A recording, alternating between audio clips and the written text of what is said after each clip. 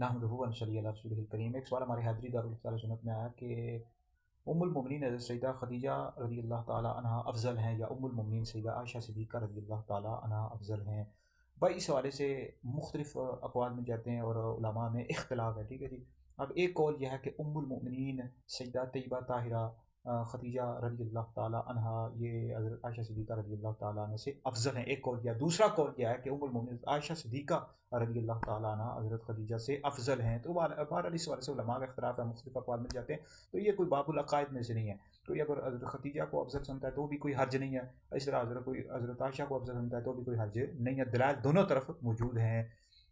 हमारा मेरा ज़ाती मौक़िफ़ यह है कि उम्मुल मोमिनीन हज़रत सैयदा तैयबा ताहिरा खदीजा रज़ियल्लाहु ताला अन्हा अफ़ज़ल हैं, ठीक है जी। लेकिन कोई आयशा सिद्दीक़ा को अफ़ज़ल समझता है तो भी कोई हर्ज नहीं है। इस हवाले से हमारे हाज़िरी दारुल इफ्तार सुन्नत के का जो फ़तवा है ये भी मौजूद है। और ये वीडियो सुनकर आगे शेयर करें, आप लोगों के लिए बहुत बड़ा सदका जारिया है।